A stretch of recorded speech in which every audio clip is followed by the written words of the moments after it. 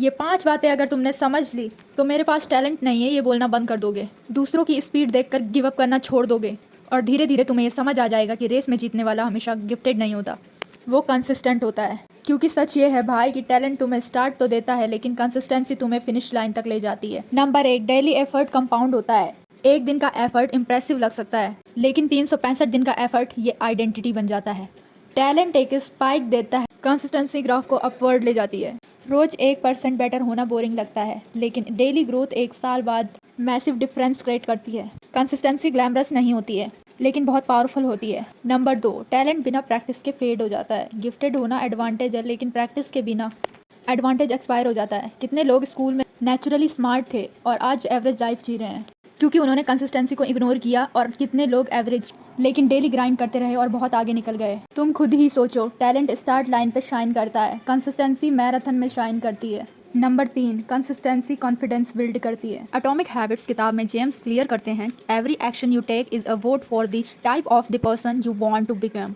जब तुम daily practice करते हो तुम अपनी आइडेंटिटी शेप करते हो। आज 20 मिनट वर्कआउट, कल भी 20 मिनट वर्कआउट। ये रेपिटेशन ब्रेन को सिग्नल देता है कि तुम रिलायबल हो, और जब तुम अपने आप को रिलायबल प्रूव कर देते हो तो कॉन्फिडेंस नेचुरली ग्रो करता है।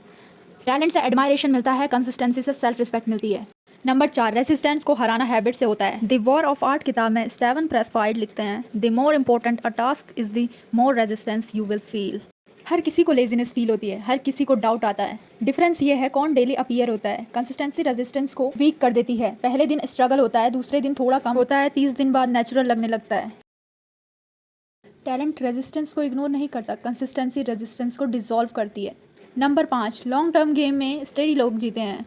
ग्रिड किताब में एंजेला डकवर्थ कहती हैं, grid is passion and Perseverance for long term goals. Talent short term में इंप्रेस करता है, ग्रिड लॉन्ग टर्म में डोमिनेट करता है। कंसिस्टेंसी बोरिंग लग सकती है पर बोरिंग चीज़ें स्टेबल होती है। अगर तुम 5 साल तक डेली अपने क्राफ्ट पे काम करते हो तो दुनिया को लगता है कि तुम ओवरनाइट सक्सेसफुल हुए हो।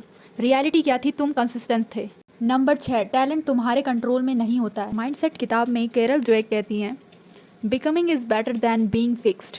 माइंडसेट टैलेंट से ऑब्सेस्ड होता है, ग्रोथ माइंडसेट एफर्ट पे फोकस्ड होता है। ये फाइनल बात याद रखना, टैलेंट तुम्हारे कंट्रोल में नहीं था, कंसिस्टेंसी तुम्हारे कंट्रोल में है। जो चीज़ कंट्रोल में है वो सबसे पावरफुल है।